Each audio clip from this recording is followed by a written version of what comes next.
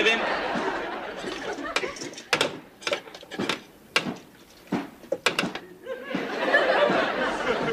And there he goes again. Hey, Mr. Belvedere. Heather, how was school? Okay, I guess. My sex education teacher's pregnant. And who says teachers aren't qualified anymore? Anyway, I need some help.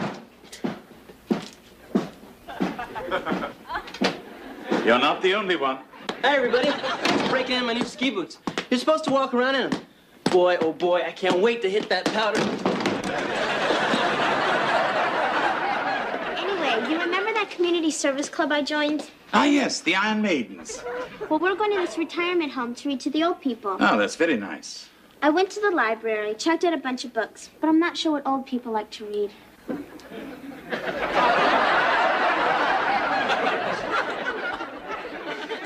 Well, let's take a look. A Tale of Two Cities, Treasure Island, The Carpetbaggers. Yeah, they're classics. How to Win Friends and Influence People by Dale Carnegie. Will by G. Gordon Liddy, practically the same thing.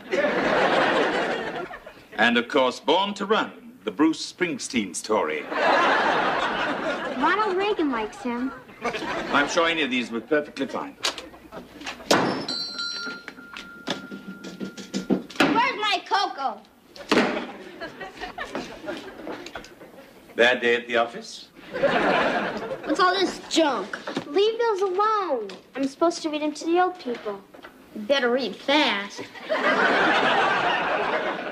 What's the problem, Wesley? Nothing. Just you think you know somebody, right? You sit in the same class, you play on the same team, you throw gum at the same girls, and what do you get? Suspended. Well, I'll tell you what you don't get. You don't get invited to their birthday party.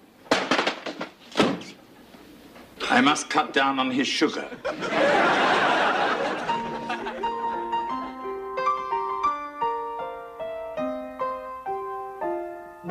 Streaks on the china, never mattered before. Who cared when you drop kicked your jacket as you came through the door?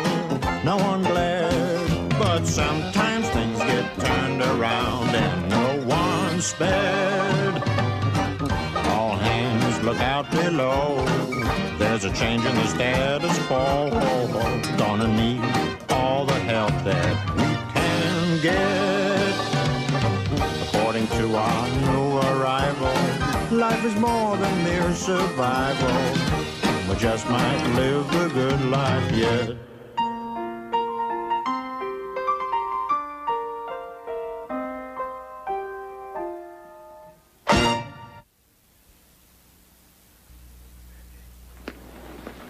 Wesley, I made a nice big cup of hot chocolate with marshmallows. I don't want any. I made it for me. George, you're wrong. No. You said 4:30. Pick you up in front of the science building. I said the political science building. Well, if you're going to split hairs. Hi, kids. Hey, Mr. Belvedere. So how was everybody's day?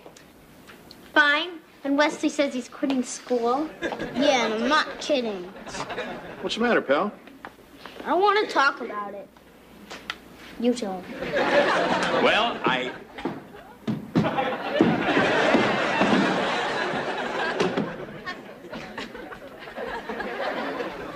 apparently, one of Wesley's classmates is having a birthday next Saturday.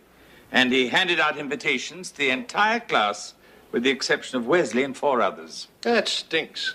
Beautifully put. The thing is, it's Howie. You know, lives right down the street.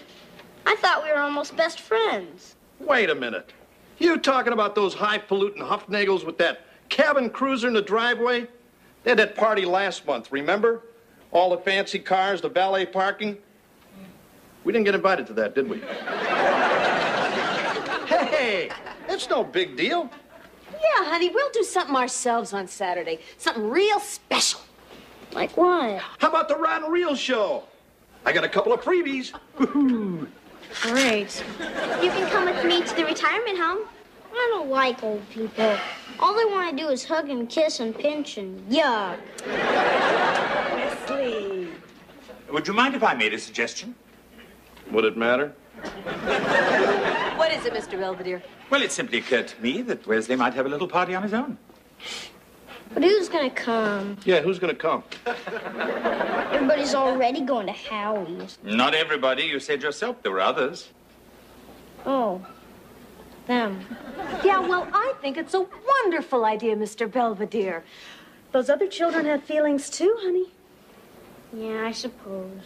Listen, it'll be great. We'll play some games, have some cake. I can just picture it.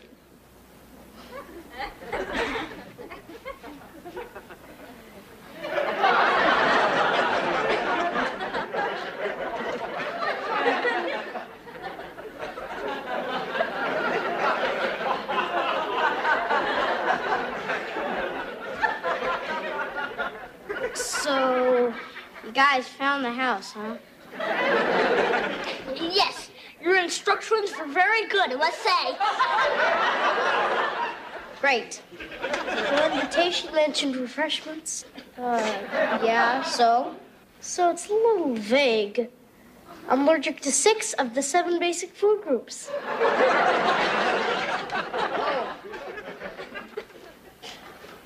So, does everyone like my new party dress? Yes, it's very nice. At first, Mother said no. She said it was too extravagant. But then her accident happened, and she changed her mind.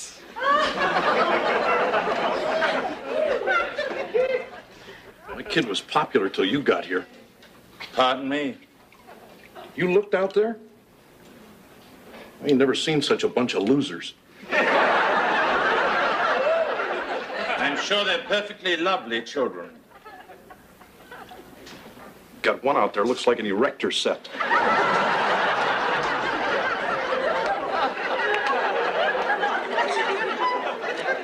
I'm reminded of Prince Eugenie of Savoy. Stunted and sickly, pallid and hunchbacked, he rose above those who ridiculed his appearance by driving the invading Turks back into the Straits of Bosphorus. So when's he coming? Oh, good. Things are a little quiet out there. Help is on the way.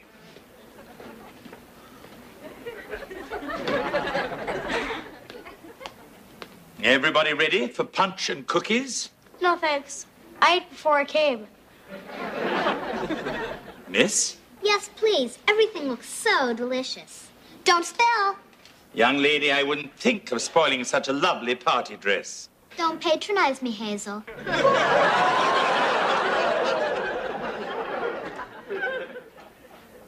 Is this flammable?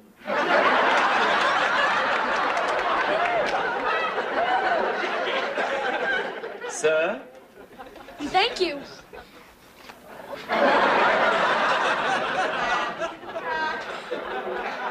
Hey, kids! It's party hardy time! Here we go. I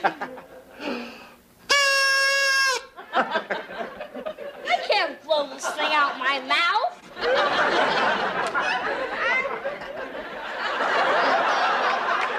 I know what you're thinking.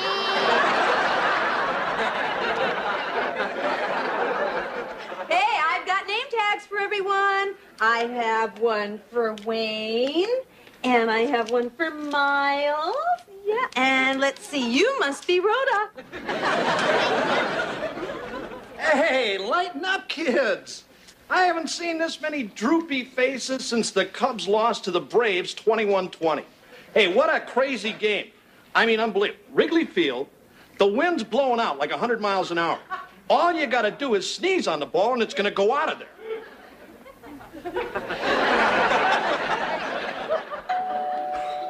Okay, sports fans, I'll get it. Yes? Wesley? Party? Hi, guys. Hi, Mr. Archie. Hello. Hey, let's get down and get funky. Hey, Wes, who's your friend? This is Mr. Rajneesh. He's in our reading class. Oh, yeah? Actually, I'm just a school janitor. But they let me sit in. Non-violently, of course. Well, we're very happy you could come, Mr. Rajneesh. Thank you. Yeah. Nice to have you. Thank you. Knock, knock. Huh? Knock, knock. Oh, who's there? Gangadin? Gunga Din who? Open the door, I can't get in.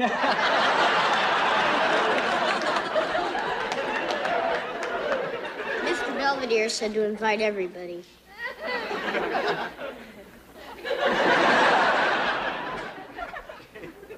Okay. Left foot.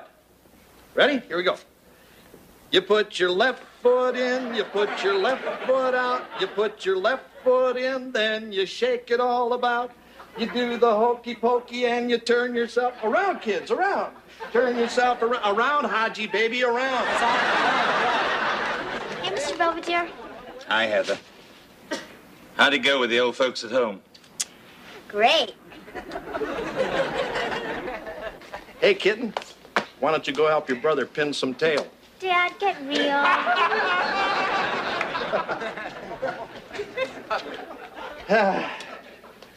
Kids are having a good time. Yes, I see that. Actually, they're not a bad bunch. Even old Taj Mahal over there is kind of a cute little guy. They're certainly fond of you.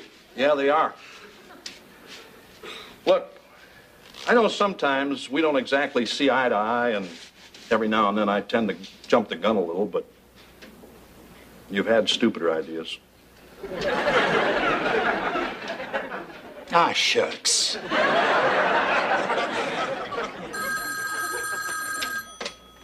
Hello. One sec. Wesley, it's for you. Me? Mm-hmm.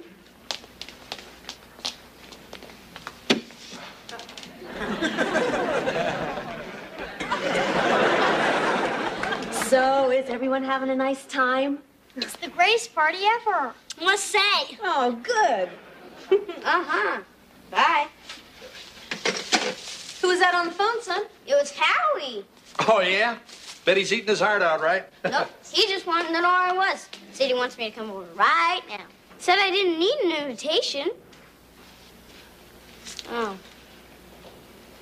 So what do I do? What do you think, pal? I don't know. Well, you have a choice. You can either stay here with us and your invited guests and enjoy the nice party everyone made for you, or you can leave. Don't look at me.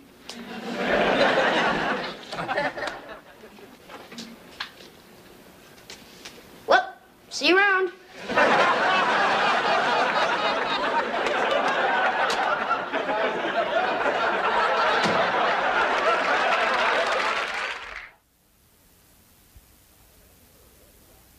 I'm telling you for real, George. Coming here from India was not an easy thing for me. But finally, I decided to leave my country after my last bus plunge. Last what? Bus plunge. Bus plunge, you know? Brakes fail, tires blow, bus plunge off cliff.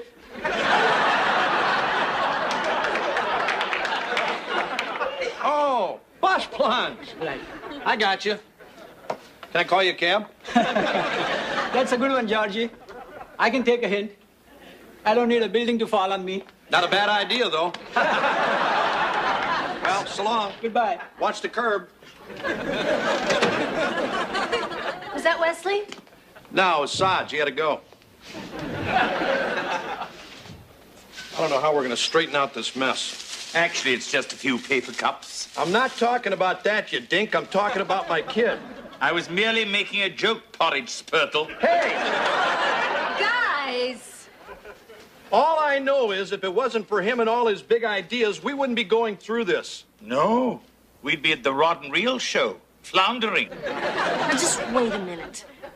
Wesley is the problem here. He's disappointed all of us, but it doesn't help matters for you two to be going at it like children. He started it. I did not. Just put a lid on it. Sorry. It makes me nuts, you know? You try to raise a kid, give him a sense of whatever, and the first real something comes along. You know what I mean? Strangely enough, yes. Oh, it is. What are we going to do? There's really nothing you can do. Hey, don't start on me. George, I think he's right. I mean, we told Wesley it was his decision. He made it. That's that. Hello, Wesley. Hey, Miss Belvedere. Where are you going? Away. Hi, Mom. Hi, Dad. Hi, son. Wes? So how was Howie's party? It was okay. So how's my party? Everyone said to say thank you for a very nice time. So am I gonna get a spanking? Or no TV? Or both? No? There's something new? No? Nothing. I don't get it. Look, we told you it was your decision, and you made it. Really? Is there any cake left? In the kitchen. Great! I'm gonna have some cake. Yes. It's nice when you can eat it, too.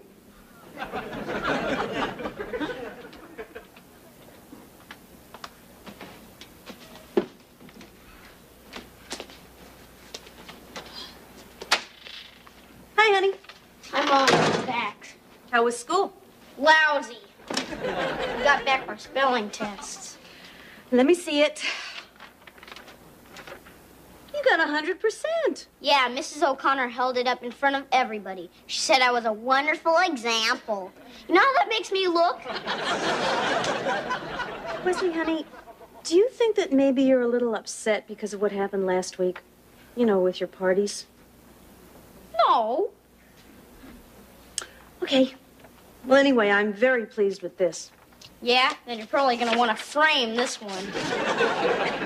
A plus. I know.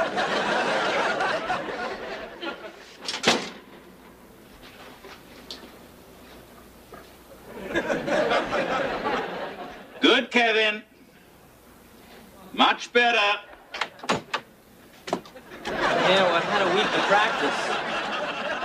Dinner will be ready in a few minutes. Would you please tell everybody? Oh, sure. Why not? Ah, now look, Kevin. Even the most experienced skier could have a mishap like that. I doubt it. It happens all the time. I wasn't skiing. What? I wasn't skiing. You told me you ran into a tree. Well, I did. Sorta. I mean, it certainly was a tree at one time, but when I smacked into it, it was sort of this pillar in the lobby of the lodge. I see. Oh, but I almost hit a real tree. Skiing? Parking. Ah. Minus 60 seconds and counting. Range safety got selected, switch to arm. Status check. Range safety arm light on. Affirmative. What are you watching, Wes? Ready. Some show. I think it's the McNeil Lee report. What happened to Yogi Bear? I don't know. Oh, isn't dinner ready yet? Oh. Dinner! Thank you. Come on, Mom. Yeah, just a second. I'm almost finished with this chapter. I said now, young lady. So, how was work, Dad? Pretty good, buddy. Did a story on Franco Harris today. Looks like Franco-American tonight. Now, don't let him fool you. Macaroni and cheese is one of his favorites. I know. I wiped it off his ties. Wesley? I don't want any. What's the matter, pal? Nothing. But you love macaroni. I know, I just don't want any. Oh. Well, you've got to eat something. Okay. Then I'll have some Brussels sprouts.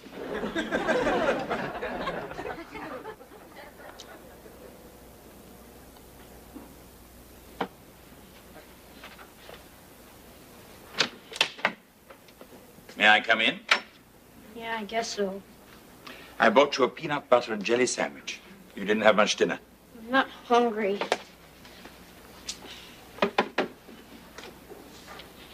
What are you doing? Cleaning my room. Let me feel your forehead. Okay. Okay.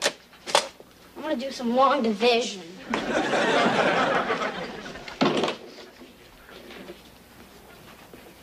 Wesley, have you ever heard of a chap named Raskolnikov? Oh, yeah. He's the midget, right?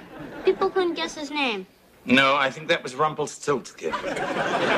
Raskolnikov was a character in Dostoevsky's novel Crime and Punishment. Oh, yeah. I got him mixed up. So, what about him? Well, in the story, he did a very bad thing, but he got away with it. Well, so? So, although nothing happened to him, his conscience wouldn't let him rest. Because he really wanted punishment. Do you understand? You mean like eating Brussels sprouts? Yes. Except in his case, it was Siberia. Frozen sprouts. I should have stayed at my party. There's nothing you can do about that now. I mean, the other guys, Mr. Rajneesh, they all said that it was okay, that it was no big deal. Rhoda's treating me nicer than ever. Oh, dear. I just wish someone would get mad at me. Tell me I'm a creep or something. Okay. Wesley, you're a creep. Well, you're just saying that. Anyway, I figured if I did a lot of crummy stuff to myself, I'd feel better. But I don't. Well, I think perhaps you're going about it the wrong way. I don't know. I don't think anything's ever going to make me feel good again. I'm certain we can think of something. It will be long before I get rid of them, he thought. What money was all that bought with, he asked at last, gazing at the wall. Money? Why, your own. What the messenger brought from Varushin. Varushin. Your mother sent him. Have you forgotten that, too? I remember now, said Raskolnikov. Raskolnikov, right. After a long, sullen silence, he looked at him, frowning and uneasy. The door opened, and a tall, stout man, whose appearance seemed familiar to Raskolnikov, came in. Zosimov. Zosimov! At last, cried Razumihin! Zosimov! At last, cried Razumihin, delighted. That's the end of the chapter. Oh, that was lovely, darling. Oh, such a beautiful boy. You want me to read some more? Oh, no, that's plenty. I don't mind. Chapter 4. Oh. Zosimov was a tall, fat man with a puffy, colorless, clean-shaven face and straight flaxen hair. He wore spectacles and a big gold ring on his back. This ends my first month with the Owens brood, which finds Kevin on the mend physically, Wesley emotionally, and George, well, either he's getting better or I'm building up a resistance. It's obviously been a rather arduous winter for the entire family, and I can only look forward with apprehension to the coming of spring, when the group will be free to roam about at will. I wouldn't miss it for the world.